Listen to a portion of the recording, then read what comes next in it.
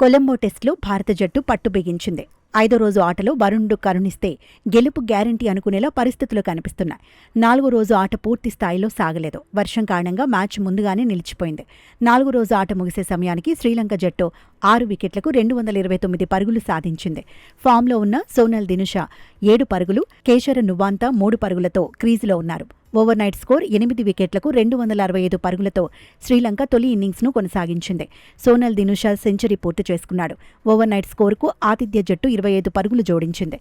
చివరి 2 వికెట్లను కోల్పోయింది. దీంతో 290 పరుగుల దగ్గర శ్రీలంక తొలి ఇన్నింగ్స్ ముగిసింది. ప్రసిద్ధ్ కృష్ణ, మానవ్ సుతార్ 3 వికెట్లు తీశారు. సారాంశ్ జైన్ 2 వికెట్లు దక్కించుకున్నాడు. రవీంద్ర జడేజా, మహమ్మద్ సిరాజ్ ఒక్కో వికెట్ సొంతం చేసుకున్నారు. తొలి ఇన్నింగ్స్లో భారత్కు 213 పరుగుల ఆధిక్యం దక్కింది. దీంతో శ్రీలంక ఫాలో ఆన్ ఆడింది. సెకండ్ ఇన్నింగ్స్లో ఆరంభంలోనే తొలి వికెట్ కోల్పోయింది. మరో 58 పరుగులు సాధించాక 2వ వికెట్ కూడా పడింది. ఆ తర్వాత శ్రీలంక పోరాటం చేసింది. పసింధు, కామిందు మెండిస్ నిలబడ్డారు.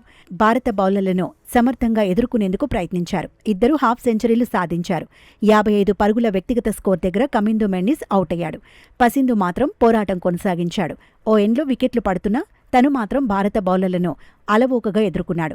సెంచరీ కొట్టడం ఖాయమనుకున్న సమయంలో స్టంప్ అవుట్ అయ్యాడు. 92 పరుగుల వ్యక్తిగత స్కోర్ దగ్గర పెవిలియన్ చేరాడు. 4వ రోజు ఆట నిలిచిపోయే సమయానికి శ్రీలంక 16 పరుగుల ఆధిక్యంలో ఉంది. చేతిలో ఇంకా 4 వికెట్లున్నాయి. 5వ రోజు ఆటలో వరుణుడు అంతరాయం కలిగించకపోతే భారత్ విజయం సాధించడం ఖాయమని ఫ్యాన్స్ ఫిక్స్ అవుతున్నారు. శ్రీలంకను త్వరగా ఆలౌట్ చేసి టార్గెట్ ఫినిష్ చేయాలని కోరుకుంటున్నారు. వరుసగా 2 సెంచరీలు కొట్టిన సోనల్ దినుషను త్వరగా పెవిలియన్ పంపాలని ఎక్స్పర్ట్స్ సూచిస్తున్నారు. 4వ రోజు ఆట ముగిసే సమయానికి భారత బౌలర్లలో మానవ్ సుతార్ 2 వికెట్లు తీశాడు. ప్రసిద్ధ్ కృష్ణ, మహమ్మద్ సిరాజ్, సారాంశ్ జైన్, రవీంద్ర జడేజా ఒక్కో వికెట్ చొప్పున దక్కించుకున్నారు. 5వ రోజు ఆట ఎలా సాగుతుందనేది ఇప్పుడు ఆసక్తికరంగా మారింది. వరుసగా 2వ టెస్టులోనూ గెలిచి సిరీస్ను క్లీన్ స్వీప్ చేస్తే భారత్ విజయ శాతం మెరుగవుతుంది.